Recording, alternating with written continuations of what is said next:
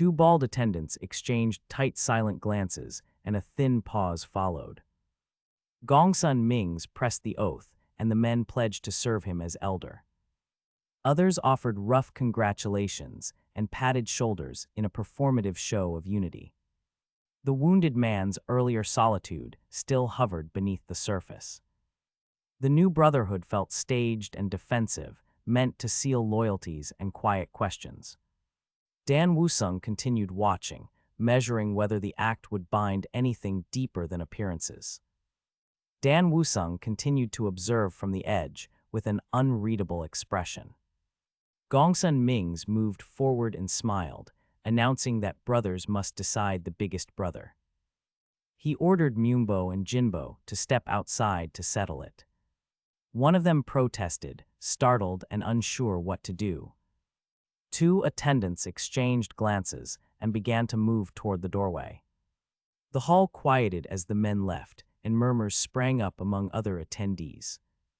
A bald attendant lingered at the threshold, watching. Some wondered aloud what Gongsun sought to gain with the show. One man thought it had been about money and felt cheated. Gongsun Ming's pushed the decision, urging haste, leaving a charged uncertainty beneath the ceremony. Gongsun Ming's stepped forward and addressed Myungbo with a composed smile. He told him he would raise the brothers right from now on. An exhausted man sighed and urged them to simply take the money offered. One brother covered his face and stared at the floor in despair. He suddenly rose into a raw shout, begging them to kill him. The hall froze and murmurs fell away at the shocking plea.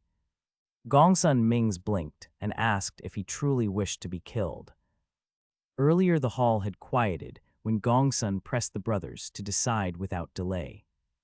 Attendees watched and whispered, wondering what gain he sought with the spectacle.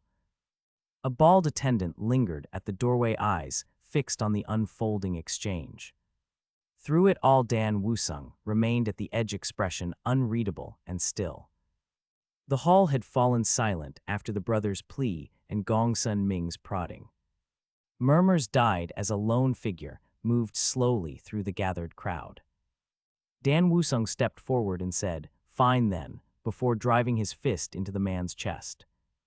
The struck man reeled, blood framing his shocked face as he registered the blow. Dan's tone stayed calm as he told him, "You've worked hard, friend." He followed with quick, measured strikes that left little room for recovery. The wounded man tried to protest and reached for words that would not come. He managed only, "Wait. This is," before his breath finally gave out. Attendees recoiled and fell silent, unsure how to answer the sudden violence.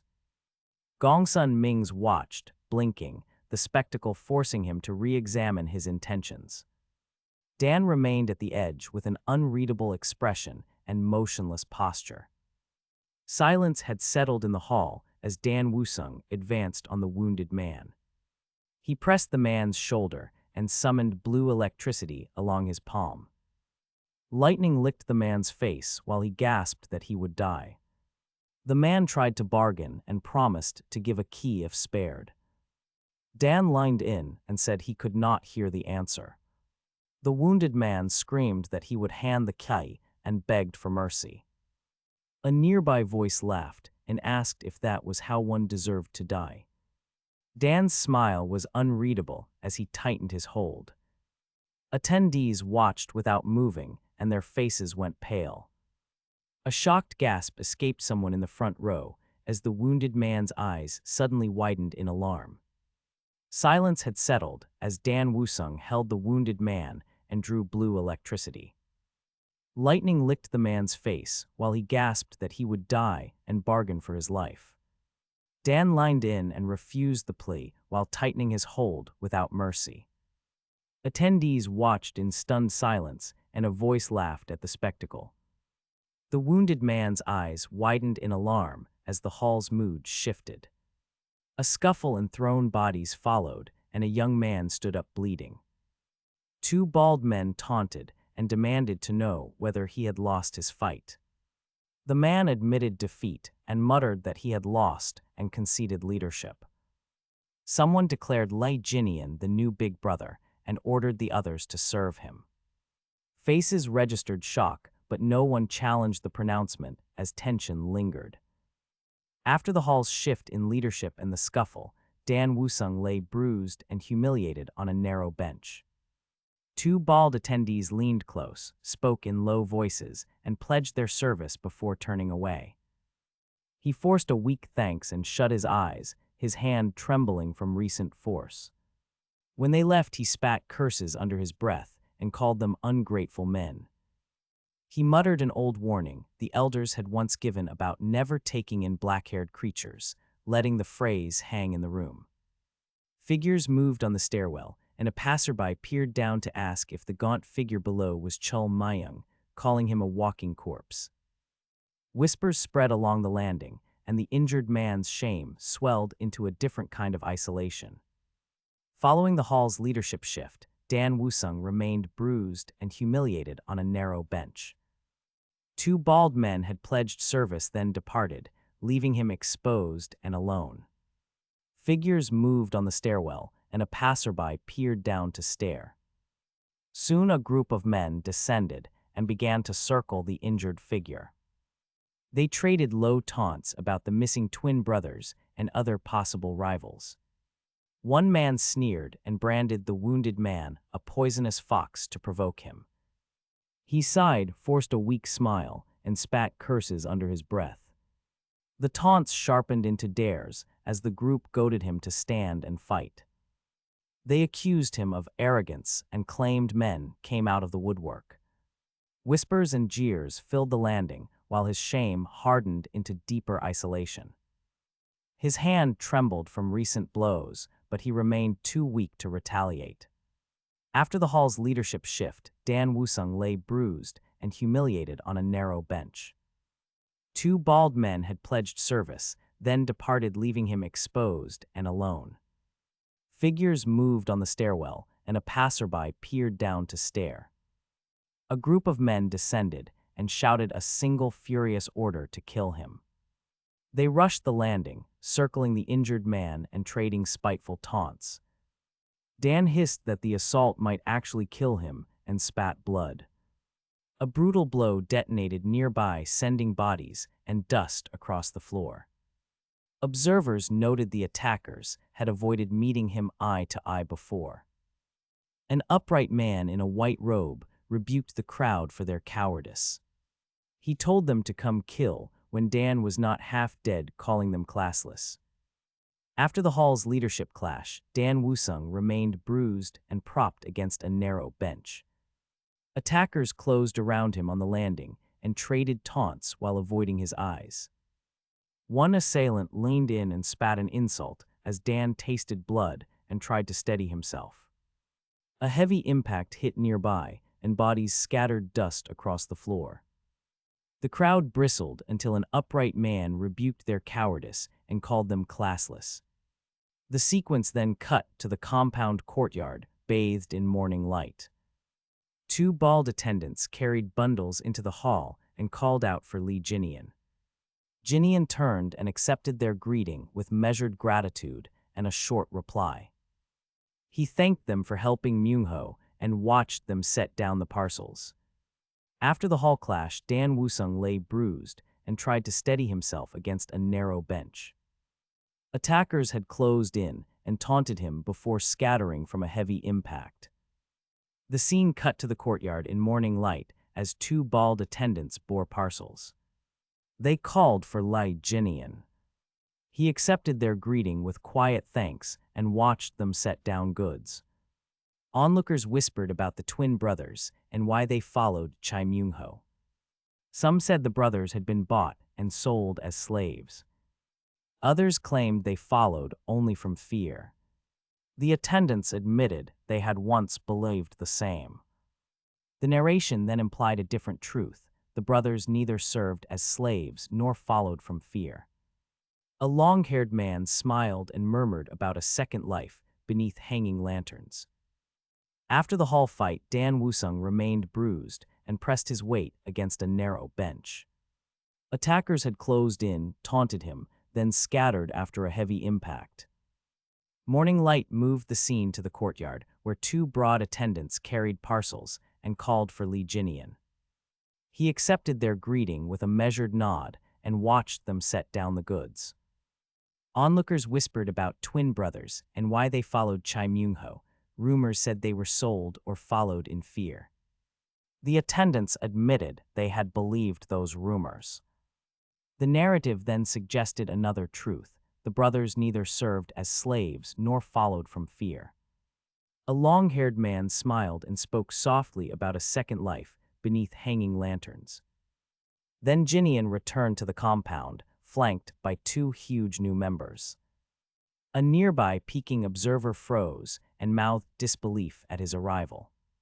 After Jinian returned to the compound, flanked by two huge men, the crowd watched. A long-haired man stepped forward and smiled while he spoke about a second life. His voice turned sharp when he singled out the newcomer and said he disliked him. Two bald attendees murmured and leered at the exchange without stepping in. The atmosphere grew taut as the onlookers chose sides and braced for. Hooves thundered before anyone could react, and riders charged into the courtyard. Dust and ceramic clatter filled the air as bodies scattered to the sides. Trays and bowls toppled in the service area, and food hit the floor. A peeking observer froze, then mouthed disbelief before vanishing into the crowd. The new guards squared their shoulders and readied themselves for the coming fight. Jinian had returned to the compound, flanked by two large guards, and drew the crowd's attention. A long-haired man had stepped forward and smiled while offering talk of a second life. His voice had sharpened when he singled out the newcomer and said he disliked him. Two bald attendees murmured and leered at the exchange while refusing to intervene. Tension rose quickly as nearby bystanders took sides and braced for violence. Hooves thundered before anyone reacted, and mounted riders charged into the courtyard. Dust and ceramic filled the air as bodies scattered and service trays toppled. A peering observer froze, then mouthed disbelief before slipping back into the crowd. Elsewhere in the compound, a caretaker oversaw stacked crates and inspected the incoming goods. A young woman gushed over a parcel and declared she had personally ordered them. An elderly noble arrived with escorts and was called father by a startled attendant. He was warned not to go to the courtyard, but insisted he felt better. Li Jinian had returned to the compound with two large guards and drew a crowd. A long-haired man stepped forward smiling and suggested the newcomer could have a second life. His voice sharpened when he singled out the newcomer and openly expressed dislike. Two bald attendees murmured and leered while refusing to intervene in the growing tension. Hooves thundered and mounted riders charged into the courtyard, scattering bodies and toppling trays. Elsewhere, a caretaker inspected stacked crates and oversaw the arrival of many parcels. A young woman gushed over a box and asked if some were for her. An elderly noble arrived with escorts, ignored warnings, and insisted he felt better. He revealed the purchases were intended for the young man rather than the guests. The elder explained the spending as a strategic effort to cover company debts and bind allies. He had sent letters to land heads, merchants, and a respected special branch.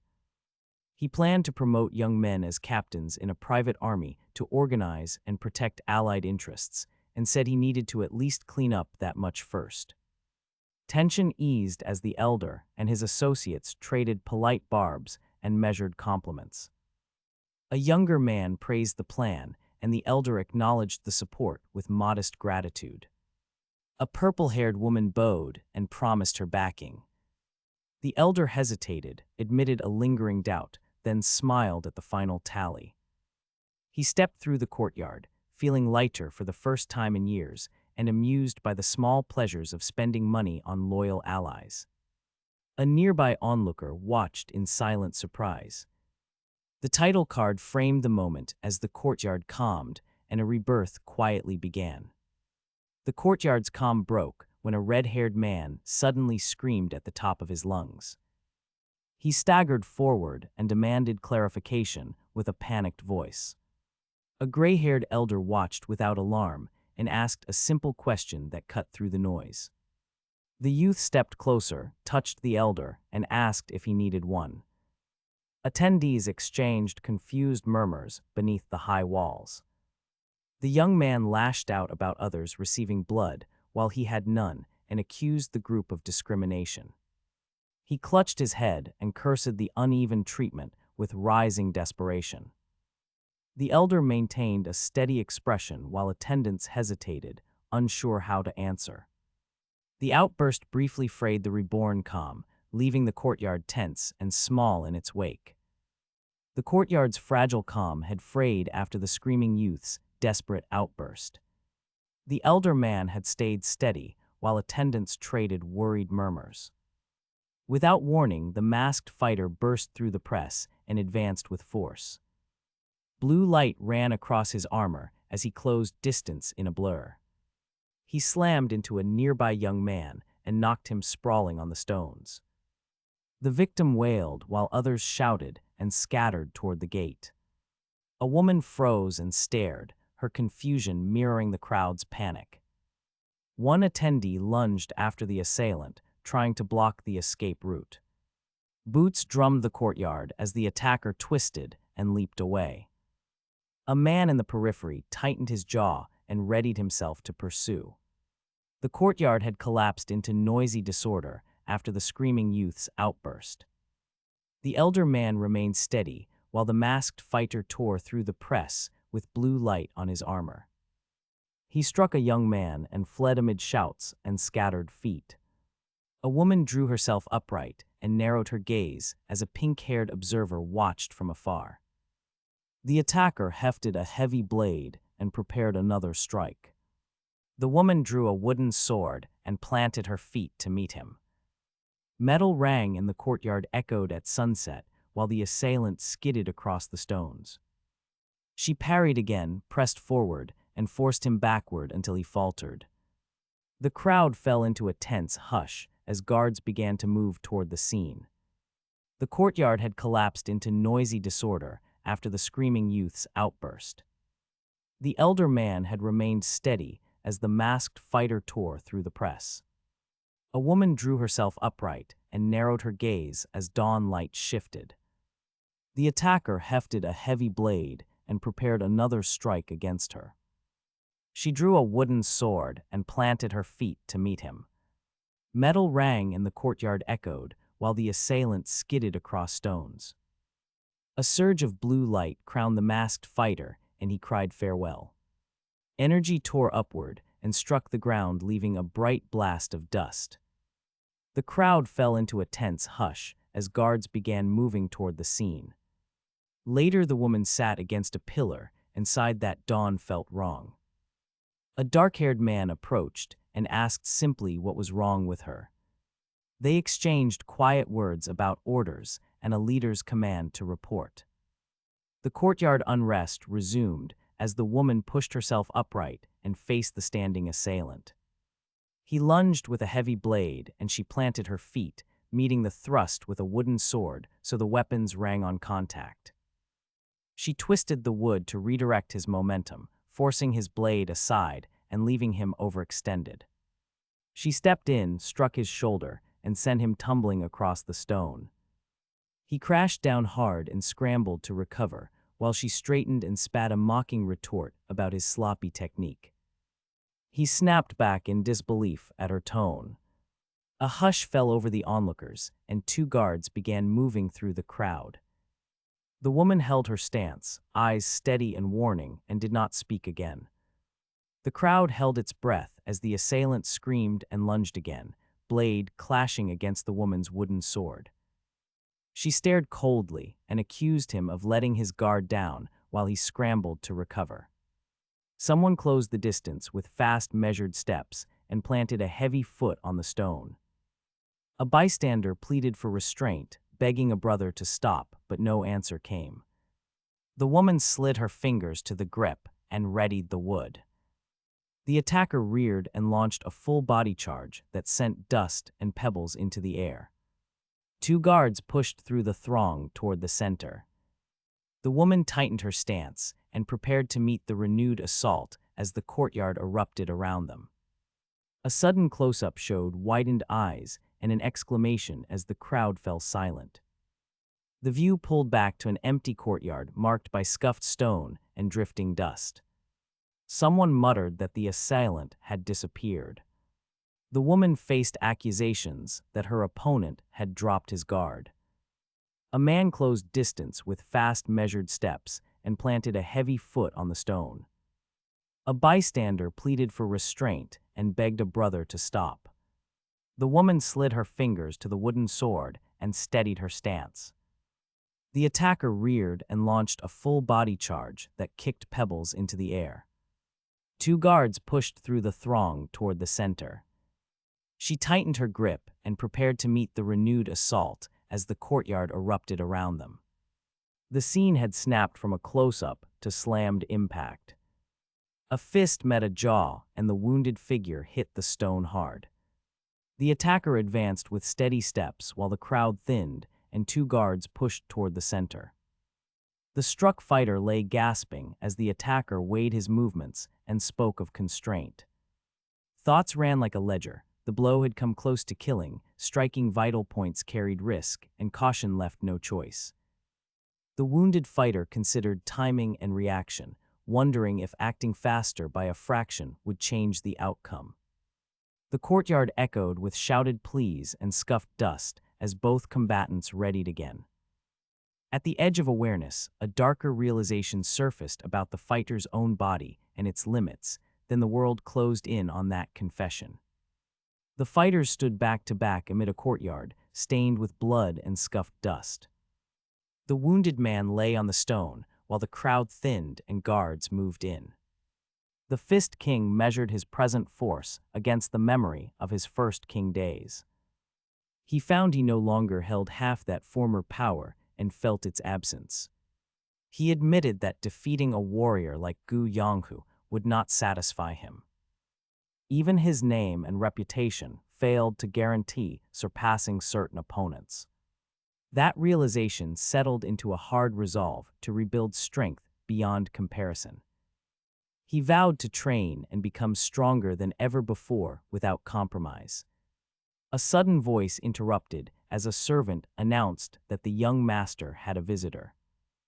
The brief intrusion shifted the moment and introduced a new direction for what followed next. After the servant announced a visitor, the gathered group shifted their attention. A hand suddenly struck a man's face, and blood spattered as he cried out. Voices rose in confusion, and someone spat that it was Gu Wung. Skeptics scolded the accuser and dismissed the claim as nonsense. The accuser insisted they had seen Gu Wung with their own eyes and would not be silenced. The exchange escalated the tension and hinted at old grudges waiting beneath polite order. As arguments flared, a lone figure moved away from the crowd and stepped into the lantern-lit street, leaving the courtyard to simmer with unsettled suspicion. After the earlier commotion, the courtyard fell into uneasy silence while a new voice spoke. A nearby attendant turned toward the sound and rigidly searched the shadowed doorway for its source. She named Li Jinian at once, and the word cut through the gathering. Guests leaned forward and traded sharp whispers about who might have brought him here tonight. Two attendants hatched a plan to secure a closer glimpse and smiled with quiet relish. Li Jinian appeared at the hall's threshold and offered a cool, practiced smile to observers. He moved through the room without answering accusations and ignored the undercurrent of accusation. A bare-backed figure sat half-turned in a dim inner chamber and drew few looks. Someone muttered that he was still the same as ever, and the courtyard tightened with tension. Li Jinian stepped into the hall, and the crowd turned toward him. Guests leaned forward and traded sharp whispers about who had brought him tonight. Two attendants moved together and hatched a plan to secure a better view. Inside a dim chamber, the bare-backed figure sat half-turned and motionless. A cluster of admirers pressed forward and reached out to touch his shoulders. They murmured compliments and compared his build with eager, delighted voices around them. Nearby men bristled, and two of them stepped forward to pull the crowd back. The sudden tug escalated into a short scuffle that snapped the hall tense. A sharp cry cut through the gasps and sent panic moving across faces. Attendants scrambled to restore order, while observers shouted questions and circulated rumors. Li Jinian watched the disturbance with a cool expression and answered no accusations. Li Jinian stepped into the hall and the crowd turned toward him. Guests leaned forward and traded sharp whispers about who had brought him tonight. Two attendants moved together and hatched a plan to secure a better view. Nearby, a barebacked figure sat half-turned and motionless in a dim chamber. Admirers pressed forward and reached out to touch his shoulders with eager hands. Two men stepped forward to pull the crowd back, and a scuffle started. A sharp cry cut through the gasps and sent panic across many faces. Elsewhere, the young master ordered Maoyang take the twins to the common dining hall. Maoyang complied, while attendants guided the small children through the packed corridor toward safety. A man opened the door and demanded they come inside without hesitation. One guest paused and then fell silent as a voice cried, "Someone save us." The plea cut the room and forced all attention toward the source. Li Jinian watched the disturbance with a cool expression and answered no accusations. After the earlier disturbance, Li Jinian remained composed and observed as newcomers were brought forward. A herald announced each person, while attendants arranged them near a low table, and a caption named them as members of the group. Guests leaned forward and traded sharp whispers as faces were measured for rank. One attending man spat that they were pretenders, the accusation slicing through polite noise. Several listeners muttered that they had seen these faces before and glanced at one another. Li Jinian paused and let memory gather the visages. Recognition crept across his expression as implications formed. The hall tightened into wary scrutiny. Conversations cooled and observers waited for either confirmation or a challenge from the newcomers or those who had accused them. After the earlier disturbance, the hall remained tight with wary scrutiny as faces were measured and whispers spread. Li Jinian returned to the low table among attendants and answered polite questions about his health. He said he was fine and let others fuss over a thin appearance. A woman offered food and noted he looked tired but steadier. Conversation turned to rumors and gentle teasing about a secret mentor. One attendee scoffed that ordinary training could not account for his level. That claim cut through the small talk and focused every gaze on him. Li Jinian met those looks and did not immediately respond. Observers felt the implication form and waited for confirmation. The hall held its breath for proof or denial of a deeper martial skill. After the earlier disturbance, the hall kept its attention on Li Jinian as he returned and accepted the attendants' concern. When pressed, he downplayed the matter and said he had gotten lucky. Conversation hardened as one man referenced violent encounters, and a blue-haired voice declared that the man in question was dead. The group shifted toward next moves and whether to search the province and borders. Someone proposed setting out to investigate. Li Jinian said he sought only to become stronger. The direct answers cut through the gossip. The table fell into an uneasy silence as everyone waited to see who would act. After the earlier argument, the hall turned its focus back to Li Jinian and his condition. Attendants hovered near the table while one poured tea and another offered counsel. Some voices urged searching beyond the province, though most attendees counseled caution and restraint. Li Jinian accepted their concern and offered a frank answer about his intent. He said he aimed only to grow stronger and learn from his failures.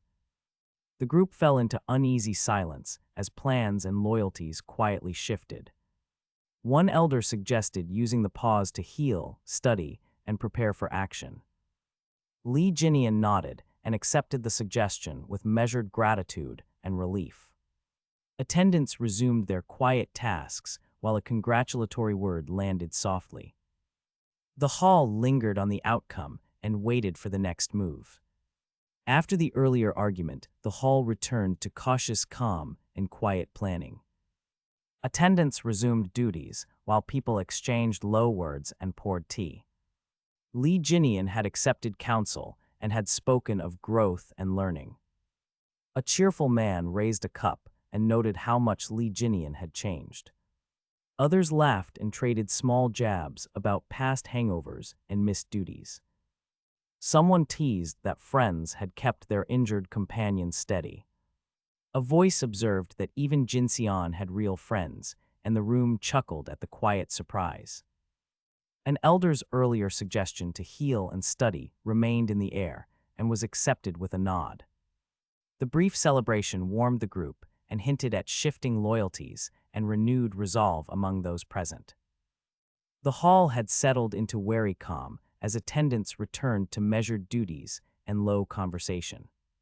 Li Jinian rose, raised his cup, and quietly declared that he had changed. He then asked the assembled companions whether they had themselves changed as well. Faces shifted and a few smiles broke the quiet while a teasing voice dismissed the notion. Banter quickly followed, and old jabs resurfaced about past hangovers and missed obligations. Someone suggested ordering more drinks, and the room accepted the diversion with warm amusement. Bowls were offered, and metal met wood as companions clinked cups and laughed together. A woman noted that even those once angry now showed steady friendship. The brief celebration smoothed lingering tension and hinted at shifting loyalties and renewed resolve among those present. The companions finished their small celebration and rose together, still smiling from shared jokes. One of them climbed out and claimed he had seen the world beyond their place. A close group gathered for a portrait moment, their faces relaxed and warm under soft light. Night fell and the scene cut to a moonlit roof where companions traded quiet pledges. A companion said he would help reach out whenever needed. Another voice vowed to keep the team together so no one would be left behind. They discussed finding steady work after each recovery, and they laughed at the practical burden of that task. The mood stayed hopeful. Bonds that had frayed earlier felt mended by simple promises and steady presence. The companions left their small celebration and stepped onto the moonlit roof together. They raised their hands again and exchanged quiet pledges before slowly descending. They walked down the lantern street, with jokes fading into softer talk about plans. One companion said it felt like youth was ending and laughed softly. Another voice asked where young Master Jaisam had gone off that night. They renewed a promise to find steady work together after their recovery. The group passed rows of paper lanterns and crossed the wider market toward the townhouse. The angle cut to an interior chamber where officials and attendants waited in silence. 3 figures knelt or sat on cushions before a stern elder who heard a report. The elder considered the matter while the attendants kept their distance in the doorway. Inside the chamber, the elder received sudden news that Aoyang who had been killed. An attendant slammed a bowl in shock, and the room fell into immediate silence. Attendants exchanged sharp glances, while the elder demanded a clear report about the attack. A messenger explained men outside had failed to hold the road and suffered casualties. Soldiers in the courtyard lifted a covered body and ran toward their captain, calling urgently. The first young master crouched nearby and watched every motion with a tense stare. Then a blood-stained figure stepped into the doorway, and the chamber's attention snapped to them. No name was spoken, and dread spread among the attendants while questions multiplied. Outside the city, the market's bustle slowed as men readied themselves for reprisal and pursuit. The chamber's low light held a heated argument after the blood-stained figure had entered. Men whispered about extraordinary skill, then recoiled at the crude method that had been used. One attendant praised the strength, but immediately called the tactic a disgrace. Several voices argued for rules and insisted on a fair duel over street violence. An elder objected aloud and declared they were not thugs seeking cheap revenge. Fingers drummed the table while a bowl scraped, and silence snapped in the room. A sharp question struck the air, demanding whether the two had once been friends. Accusations landed toward a silent figure nearby, and anger creased several faces. A younger man rose red-faced and shouted that honor could not be stolen. Hands slammed hard on the table, and the chamber prepared for a bitter verdict. The chamber had still burned with argument after the blood-stained figure had arrived. A sudden spinning strike sent a figure crashing, and a woman screamed as blood stained her robe. The standing attendee snapped a harsh question asking who befriended a corpse and then ordered the cultist removed. Attendants moved at the command, and men seized the accused without further debate. An apologetic servant slipped forward, steadied Surin, and pressed cloth into her wound while murmuring apologies. Surin winced but allowed him to guide her from the table and out of the room. The heated voices that had demanded justice thinned into action and then into uneasy silence as departure replaced the promise of a formal verdict. After the wounded and the accused had been removed, the remaining men gathered closer around the table and resumed debate. They argued that the Edna merchant should be forced to pay taxes and considered harsher measures. One man proposed killing the accused to set an example, while others warned against rash violence and loss of face. Voices rose and fell as factions pushed for either immediate force or cautious delay. Servants lingered at the edges, and a few attendants exchanged nods. At a side table, two women leaned close and whispered about a man who only wanted one drink, dismissing the grander stakes as they watched the men plan.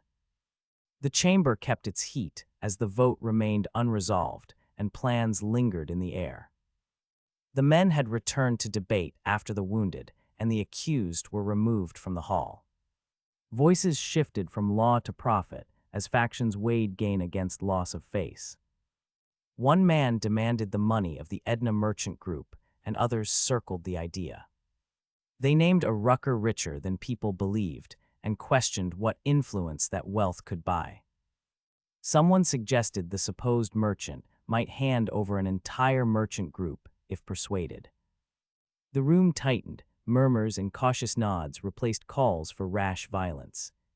Servants lingered at the edges, while two women at a side table exchanged quiet words. A man then reappeared at the entrance and moved straight to another standing there. He asked if he had come running back to him and received a stammered yes. The vote remained unresolved as plans shifted toward extraction and alliance. After the assembly faltered, they returned to immediate concerns about safety and leverage. A man warned that opponents had looked ready to attack without delay. Others pointed out the young master's house lacked proper guards and defenses.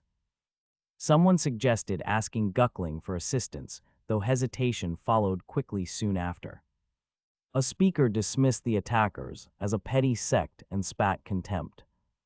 He accused those men of acting as assassins on another's command earlier. The group wondered where the lackeys had fled and guessed their base. One host ordered the wounded man inside and urged everyone to stay calm. Later, a dark cloak was offered, and a hand insisted he put it on. Plans shifted back toward alliances and extraction as murmurs filled the hall. After the assembly broke apart, the men returned to practical concerns about safety and leverage. A few insisted attackers were nearby and ready to strike at once. Others pointed out the young master's home lacked proper guards and defenses. Someone proposed asking Guckling for immediate support, but hesitation followed quickly among them. One speaker spat contempt publicly and labeled the assailants a petty sect. He accused them of acting as hired assassins on another's command earlier. They debated where the lackeys might have fled and guessed their base of operations. A wounded man was ordered inside while a cloak was pressed over another's shoulders. The cloaked figure hesitated, then accepted the garment and dismissed knowing every detail. Plans pivoted toward alliances and extraction as murmurs filled the stairwell ahead. A caller urged them to move and to lead the way immediately. A blade then appeared at the other's throat, abruptly ending the discussion. Petals fell over the little deity sect compound as the party arrived at night. Yellow-robed attendants clustered in the courtyard and scanned the grounds. Voices argued about graves and the proper place to search next. A cloaked scout questioned the lead and asked for confirmation. A shadowed figure answered from the rooftop and refused to accept half measures. Tension grew as plans shifted toward alliances and extraction in the stairwell. A wounded man was steadied, and a cloak was offered before they moved. A sharp blade suddenly appeared at one man's throat and silenced the group. The masked figure dismissed an accomplice with a curt remark. A captive was pushed forward and forced to explain what else they wanted from him. Petals had fallen over the little deity sect compound as the party arrived at night. Yellow-robed attendants clustered in the courtyard and scanned the grounds for threats. Voices argued about graves and the proper place to search next with urgency. A cloaked scout questioned the lead and asked for confirmation before they moved. From the rooftop, a shadow refused to accept half measures and plans shifted toward extraction. A wounded figure was steadied, and a cloak was offered before they moved. As the group debated entry, the inside was called swarming with guards. The masked fighter contemplated a plan and then struck without warning, knocking a man aside. Petals swirled as the masked fighter revealed intent and said they would act like in their past life. Petals had settled over the little deity sect compound as night hardened around the party. Yellow-robed attendants clustered in the courtyard and scanned the grounds for threats. Voices argued about graves and where to search next with urgent insistence. A cloaked scout questioned the lead and sought confirmation before they moved. From a rooftop, a shadow refused half measures and the group shifted toward extraction. A wounded figure was steadied and a cloak was offered before they hurried on. Someone warned that the halls were swarming with guards.